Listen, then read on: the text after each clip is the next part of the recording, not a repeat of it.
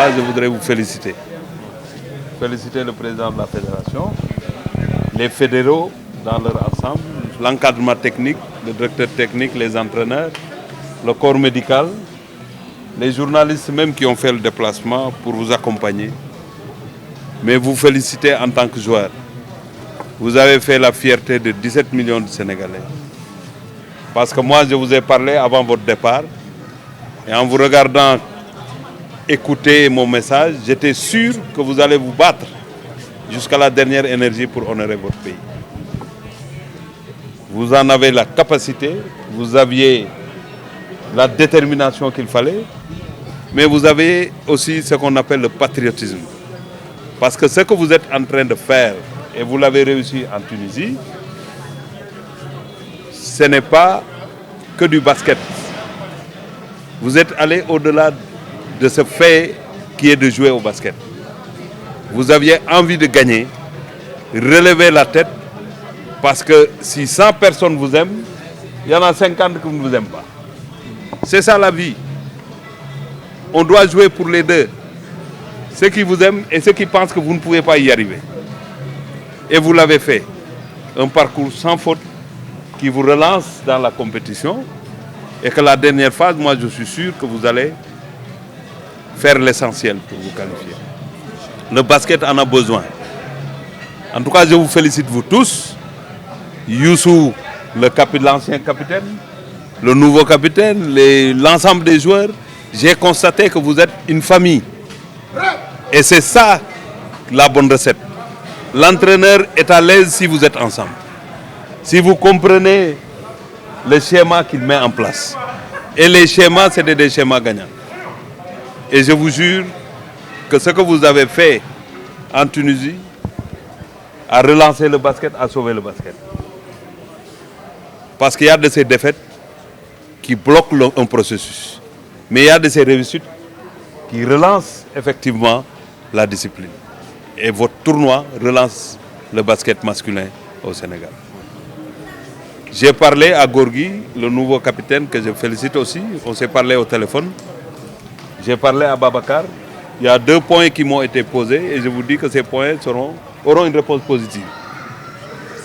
Parce que le Sénégal doit se donner les moyens de se qualifier pour la prochaine Coupe du Monde. Et si organiser la fenêtre et ce qui va réunir toutes les conditions, ou bien faciliter, nous travaillons autour de ces dossiers et je ne vois pas ce qui, aujourd'hui, nous empêcherait de le faire. On va travailler autour de ces dossiers avec le président Babacar, le capitaine et les autres. Il y a aussi un autre point qui m'a été posé que je vais taire, mais il sait bien que ce problème-là va être réglé. Vous savez, nous sommes dans un État. Un ministre n'a pas le pouvoir d'augmenter des primes comme ça, parce que les primes sont encadrées par un arrêté qui couvre la dépense. Si on doit donner 4 millions, il faudrait tout simplement qu'un arrêté soit pris, que l'arrêté fasse le circuit et que l'arrêté atterrisse au niveau du ministère des Finances, ce qui va permettre à ceux qui montent la fiche opérationnelle de pouvoir intégrer cette donnée-là. Mais on n'en est pas là. Mais ce qui est sûr, c'est que Gorgui, je l'ai rappelé avant-hier, qu'en 2014, c'était 300 000, je pense. C'était les auberges. Aujourd'hui, nous sommes dans les hôtels les plus huppés dans ce pays. Et nous n'allons pas nous priver. Parce que le président Macky Sall m'a demandé d'accompagner aussi plus efficacement le basket. Parce que le basket a besoin d'oxygène et nous allons y travailler. Un travail sérieux, c'est des réunions, c'est un montage, c'est un processus. C'est ça qui rend périn les actes que nous sommes en train de poser. Ce n'est pas comme ça, parce que nous condamnons, je fais ça. Ça, personne ne le fait. Moi, je ne travaille pas comme ça. Et tout le monde le sait. D'ailleurs, tout ce qu'on fait, c'est des acquis. Parce que c'est bien encadré pour que personne ne revienne dessus. Vous le méritez, mais le basket n'est pas le basket féminin, masculin seulement, c'est le basket féminin. Et tout ça, il faut voir ça, encadrer ça. Mais sachez qu'il y aura une évolution par rapport à ce qui se fait actuellement pour la prise en charge et la mobilisation des conditions de performance des basketteurs du Sénégal. Ça, tant qu'on est là, nous allons nous battre pour y arriver. Donc c'est ça que je voudrais vous dire. Moi, je suis venu pour vous dire que le peuple est content parce que quand vous partez, je vous avais transmis le message du chef de l'État. Aujourd'hui, vous avez fait l'essentiel, c'était par devoir. Je devais venir vous accueillir pour vous montrer que, effectivement, vous m'avez compris, vous l'avez fait et le Sénégal est content. L'autre réglage qu'il faudra faire, c'est par rapport à l'entraîneur, parce que j'ai déjà dit qu'il faut travailler dans la durée.